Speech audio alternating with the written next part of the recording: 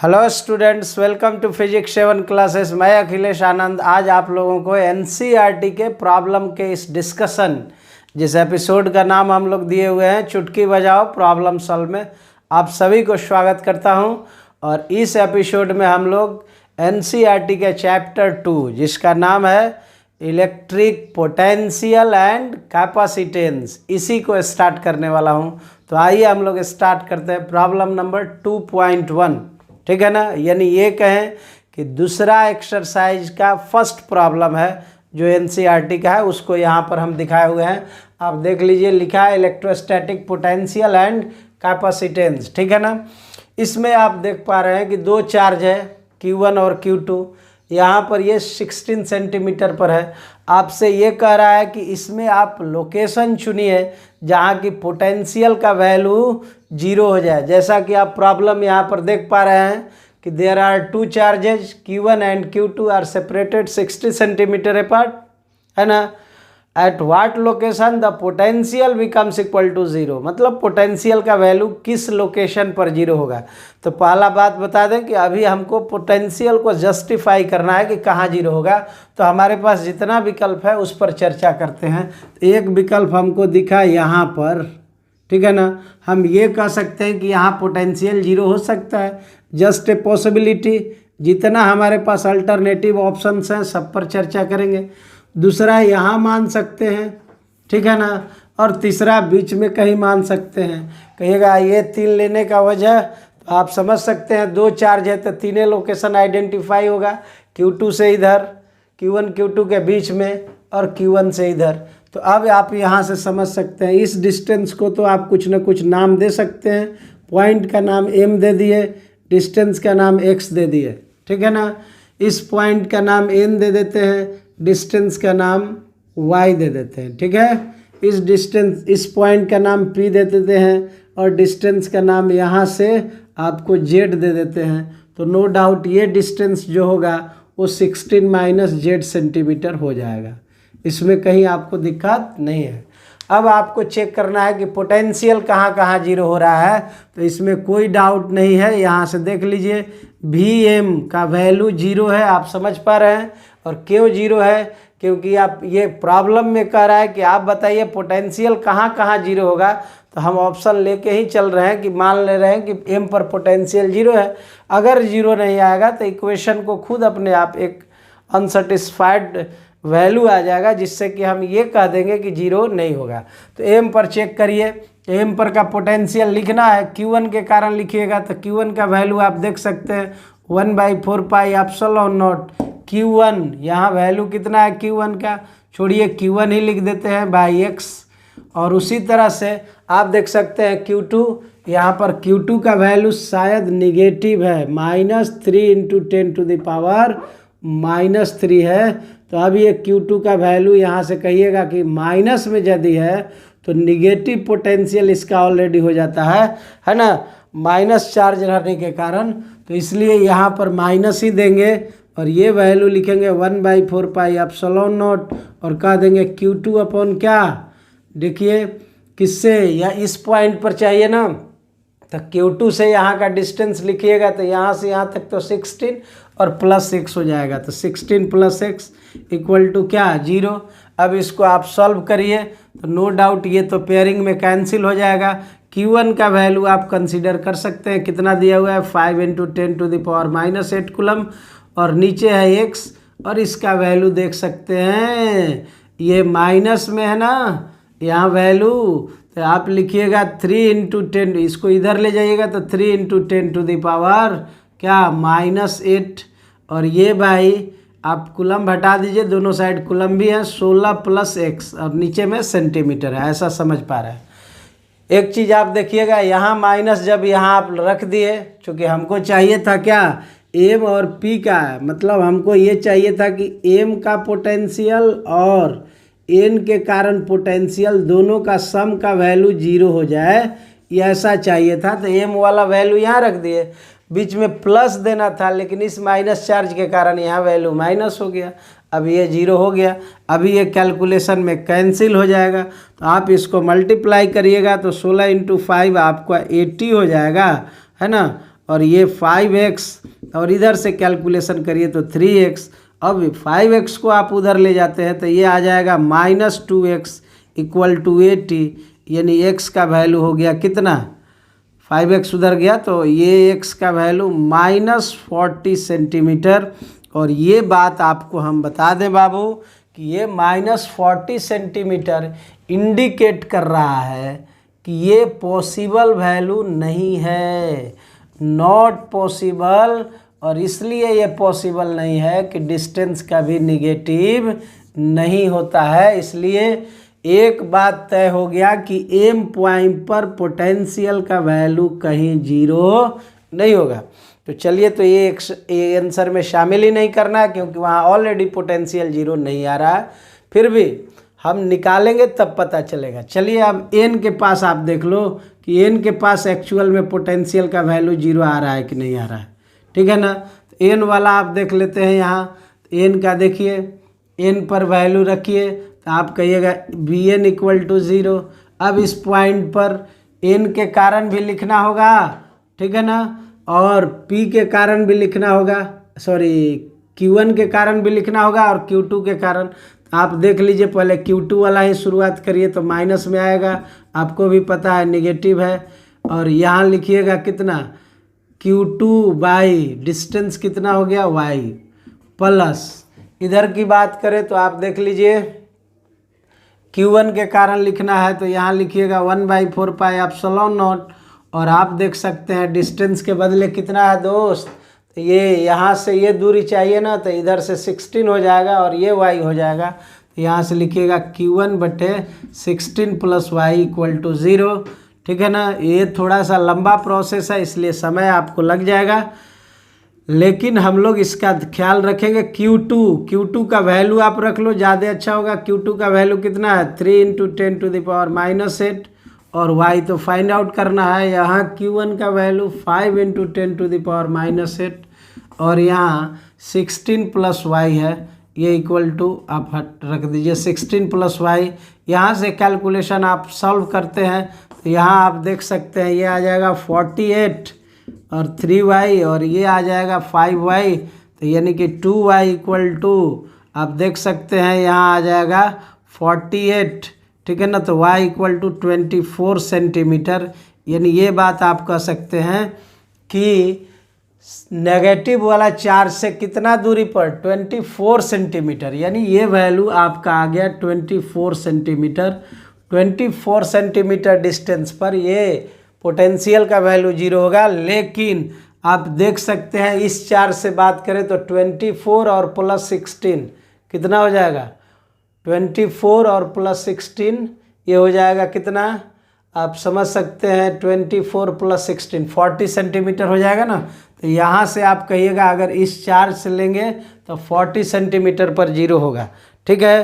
तो एक चार्ज से आपको 40 सेंटीमीटर पर, हालांकि अभी फाइनल आंसर लिखना बाकी है, लेकिन ये जो डिस्टेंस आया 24 सेंटीमीटर ये निगेटिव चार्ज से। अब हमारा एक और वैल्यू चेक करना रह गया, ठीक है ना, कि पोटेंशियल अल्टीमेट कहाँ जीरो होगा। तो एक पॉइंट यहाँ देख रहे हैं कि Vp है, Vp का भी वैल्यू क्या लिखिएगा, जीरो।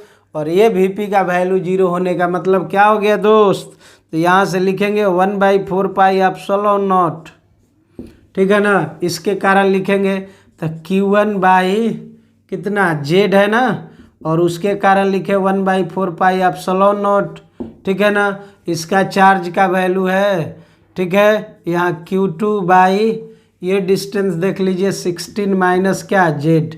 और एक काम आप करिए, यहाँ पर यहाँ आप माइनस कर दें क्योंकि ये निगेटिव चार्ज है, ठीक है। तो यहाँ से फिर 1/4 pi epsilon not 1/4 pi epsilon not cut गया।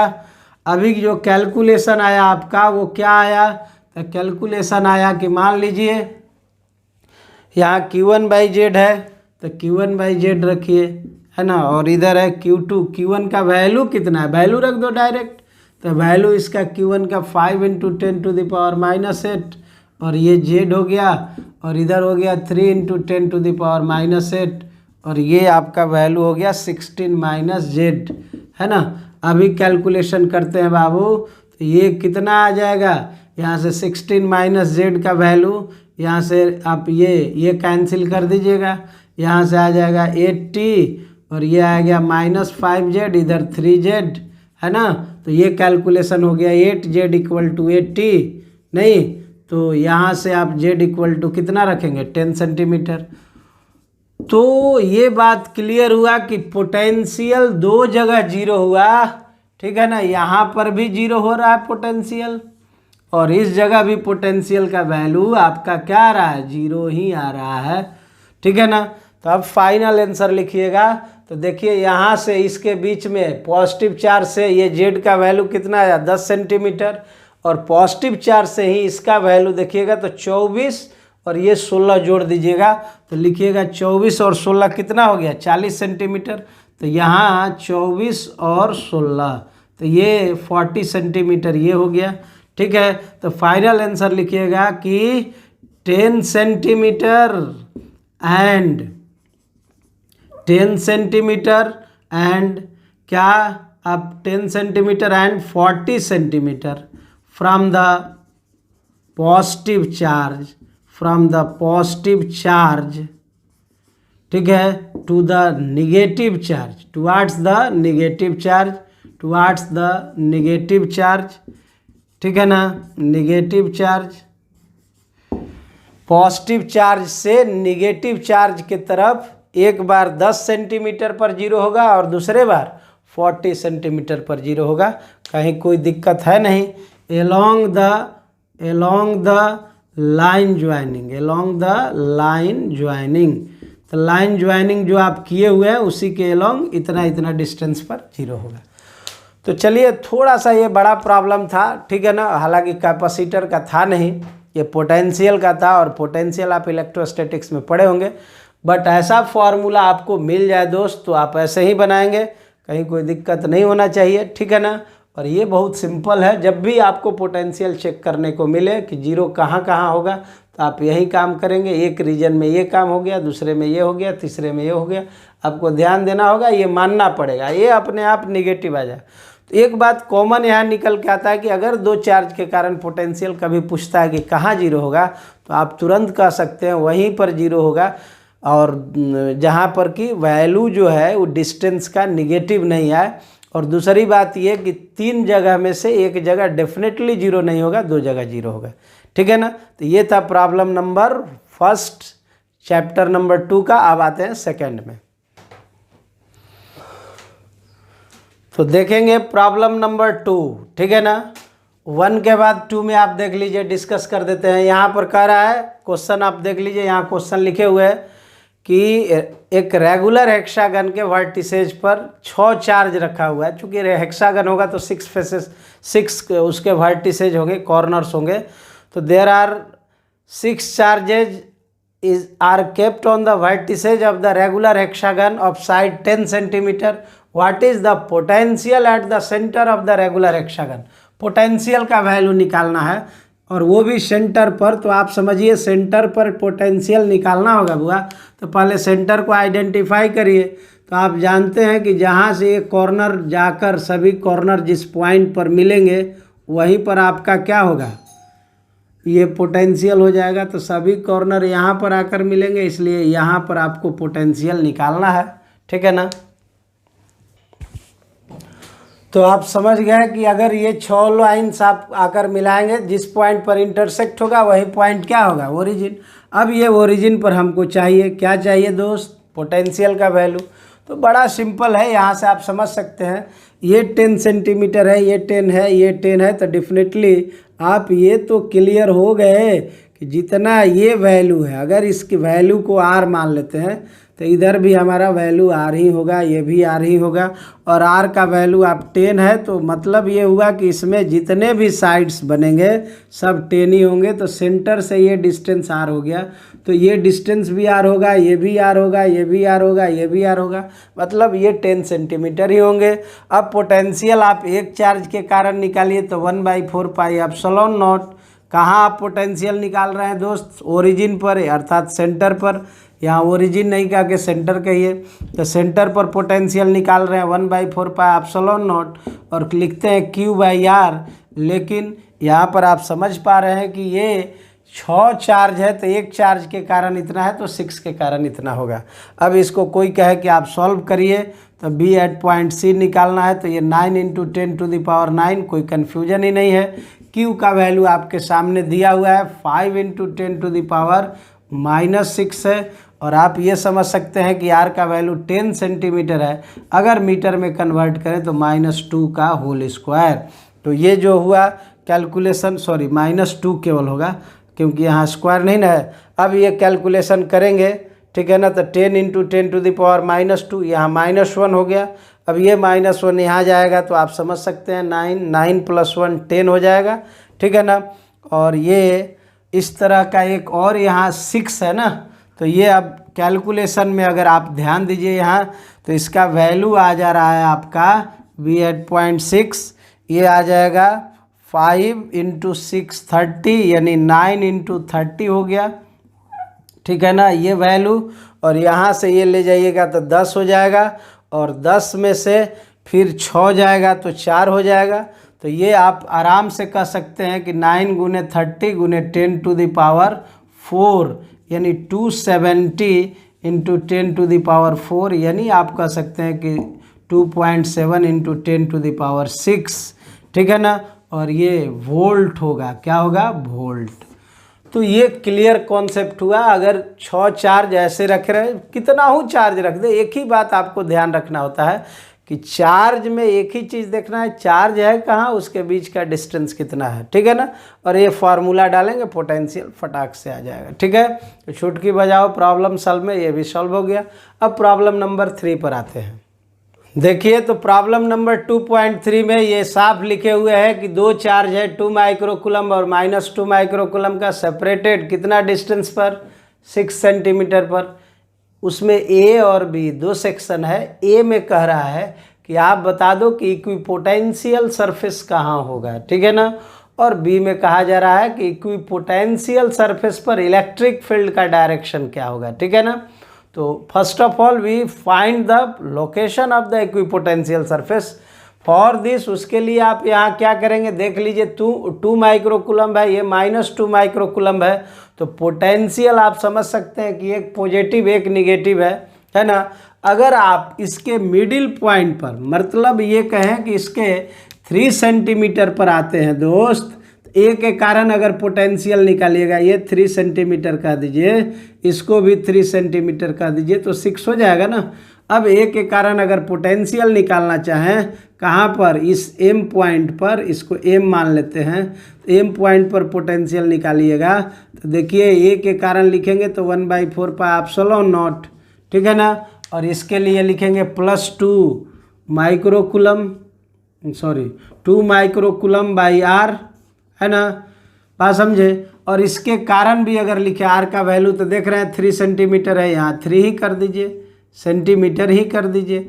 और इसके कारण भी लिखिएगा तो माइनस में आ जाएगा 1/4πε0, और ये भी लिखेंगे तो ये आ जाएगा 2 माइक्रोकूलम/आर के वैल्यू फिर 3 सेंटीमीटर। तो नो डाउट कैलकुलेशन कट के अपना देखिएगा तो ये 0 हो जाएगा। तो ये बात क्लियर हुआ कि मिडिल पॉइंट जो हम लिए हैं, ये कौन पॉइंट है, मिडिल पॉइंट। मिडिल पॉइंट पर ये पोटेंशियल का वैल्यू 0 होगा, इसमें कहीं कोई दिक्कत नहीं है। तो मिडिल पॉइंट पर है एग्जैक्ट 3 सेंटीमीटर पर पोटेंशियल का वैल्यू 0 होगा। अब कोई कहे कि इक्विपोटेंशियल सरफेस कैसा होगा, तो आप ये समझ सकते हैं कि इसके सामने इक्विपोटेंशियल सरफेस इस तरह का हम लोग बिल्डअप कर सकते हैं। जैसे ये देखिए, एक पॉइंट ऐसे कर दीजिए, एक पॉइंट आप ऐसे कर दीजिए, ठीक है ना। तो इस तरह का, अब ये पूछे कि ये कौन इक्विपोटेंशियल सरफेस है, तो इसमें तो कोई कन्फ्यूजन ही नहीं है, आप कह सकते हैं कि ये प्लेनर इक्विपोटेंशियल सरफेस होगा, है ना। तो इस कारण ये प्लेनर इक्विपोटेंशियल सरफेस जनरेट हुआ। ये ए नंबर का आपका आंसर हो गया। इसमें बी में आते हैं, ठीक है ना, इस 3rd नंबर क्वेश्चन के बी में, ये 3rd नंबर क्वेश्चन है आपका, तो 3rd नंबर क्वेश्चन के अगर बी में आते हैं दोस्त, तो बी में कहा गया है कि बताइए इलेक्ट्रिक फील्ड का डायरेक्शन किधर होगा। तो आप तो जानते हैं कि इक्विपोटेंशियल सरफेस पर हमेशा इलेक्ट्रिक फील्ड क्या होता है, परपेंडिकुलर होता है, तो इसमें कोई डाउट ही नहीं है। इस पर इलेक्ट्रिक फील्ड जब भी होगा तो इस प्लेन के हमेशा क्या होगा, परपेंडिकुलर ही होगा। तो आप ये डायग्राम कर सकते हैं। तो ए में पूछ रहा था कि इक्विपोटेंशियल सरफेस कहाँ होगा, है ना। तो ए का आंसर आप लिखेंगे एट मिडिल पोजीशन, है ना, मिडिल पोजीशन पर होगा। और दूसरे बात आपसे पूछ रहा था कि जो है कि फील्ड का डायरेक्शन होगा, तो आप कहिएगा कि normal to the equipotential surface, normal to the equipotential surface. हालांकि इसके कॉन्सेप्ट में भी ये बात बताया गया है कि ये हमेशा नॉर्मल होता है इक्विपोटेंशियल सरफेस, है ना। तो ये हो गया 2.3। आते हैं 2.4 में। कहीं कोई दिक्कत नहीं, चुटकी बजाओ, प्रॉब्लम सॉल्व। 2.4 तो देखिए प्रॉब्लम नंबर 2.4, यानी आप कह सकते हैं चैप्टर 2 का 4 नंबर। यहाँ पर ये आप देख सकते हैं एक हॉलो स्फीयर है, दिया हुआ है क्वेश्चन में, there is a hollow sphere on which uniformly charge is distributed, उस value is 1.6 into 10⁻⁻7 coulomb. What is the electric field inside the, A में कह रहा है कि inside the hollow sphere, B में कह रहा है कि at the surface of the hollow sphere, और सी में कह रहा है at a point 80 centimetre from the hollow sphere. तो ये तीनों जगह हमको निकालना है, एक बात निकालना है। देखिए यहाँ पर प्रॉब्लम में ये सब बात दिया हुआ है। तो पहले तो आप एक चीज़ से वाकिफ़ हैं कि अंदर में इनसाइड ई की बात करें तो इनसाइड में इलेक्ट्रिक फील्ड 0 होता है, ऐसा आपको पहले से पता होगा। और ये इसलिए 0 होता है क्योंकि पोटेंशियल का वैल्यू कांस्टेंट होता है, ऐसा हम आपको पहले भी बता चुके हैं कि हॉलो स्फीयर के अंदर में फील्ड का वैल्यू हमेशा 0 होता है, ठीक है ना। अब बी पर आप आ जाइए। बी में कह रहा है कि just exceed to the surface of the hollow sphere, तो जस्ट एक्सीड के केस में 12 सेंटीमीटर ले लीजिए। सरफेस पर निकाले या सरफेस से थोड़ा अधिक दूरी पर निकालें तो बात एक ही होगा।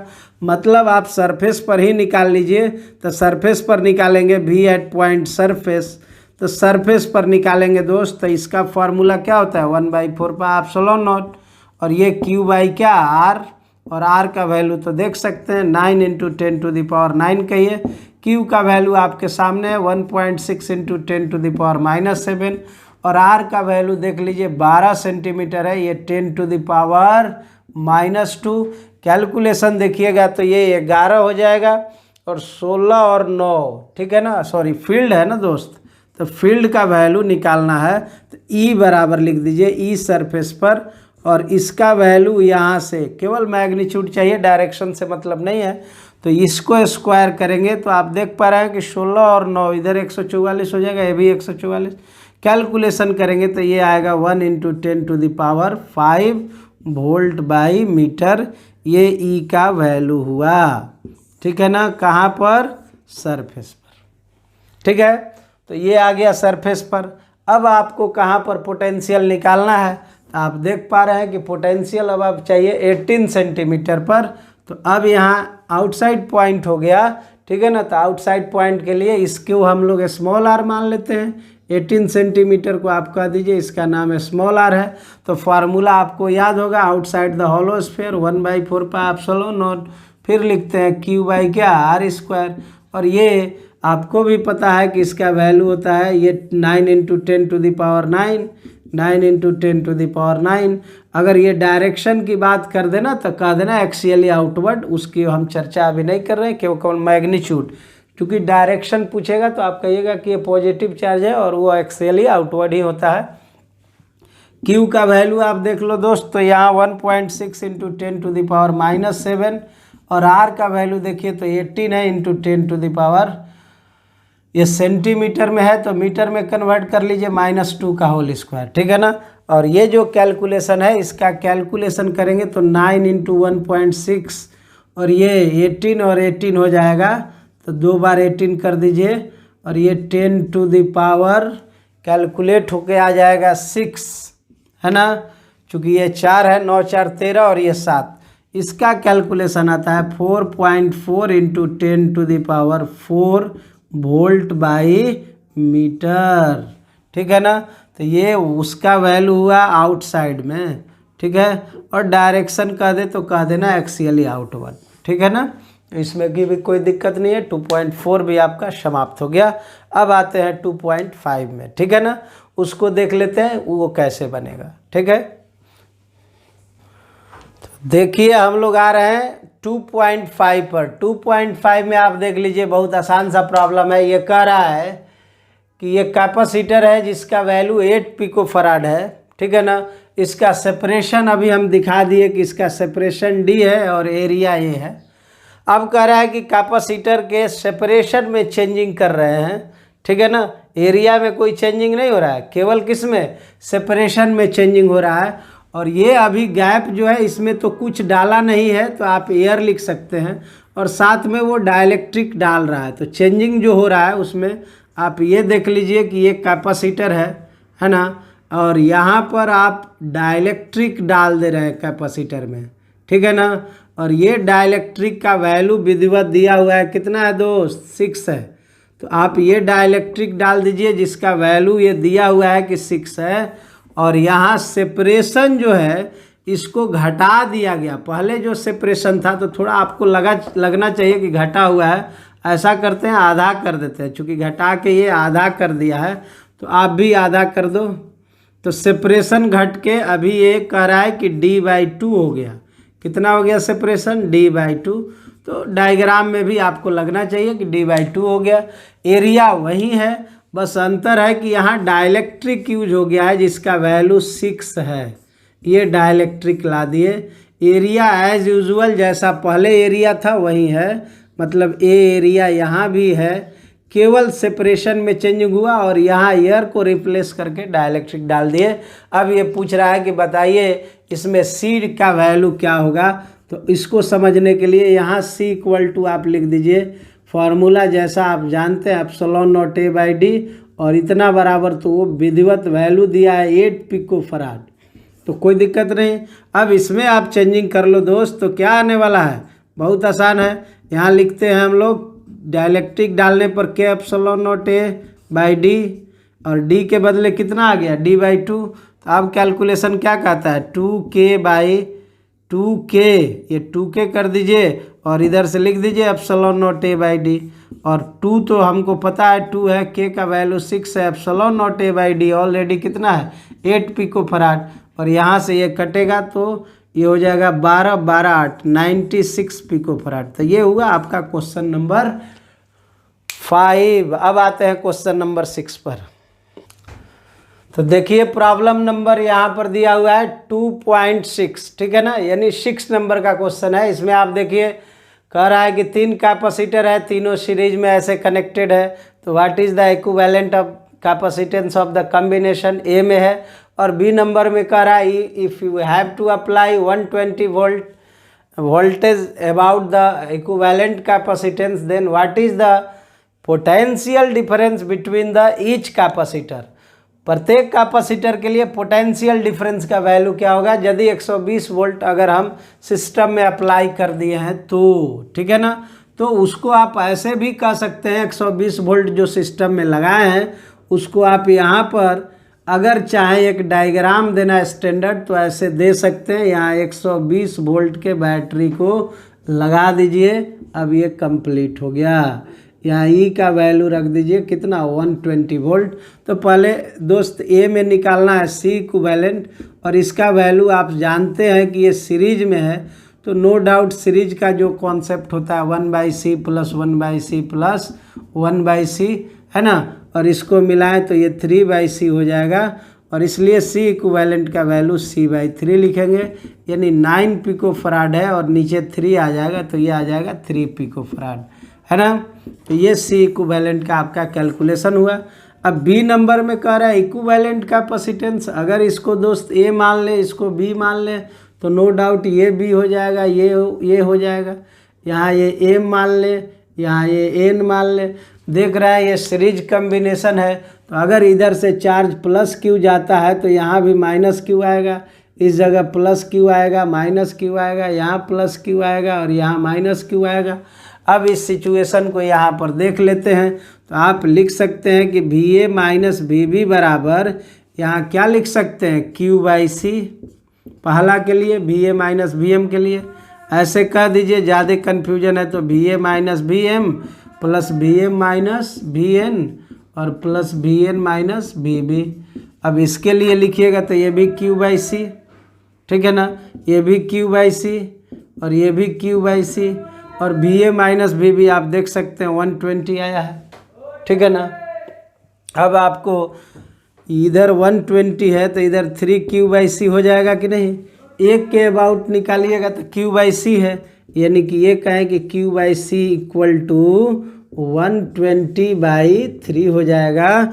और इसका कैलकुलेशन Q/C का वैल्यू आप लिख सकते हैं 40 वोल्ट, है ना। तो ये सिचुएशन बना, एक के अबाउट चाहिए और सब के अबाउट इसमें वही आने वाला है, इसमें कोई दिक्कत नहीं होगा, बात समझे। तो ये 40 वोल्ट इसका आंसर हुआ, क्योंकि इसके अबाउट Q/C है, यहाँ भी Q/C है, तो एक का निकालिए सबका निकल जाएगा, ठीक है ना।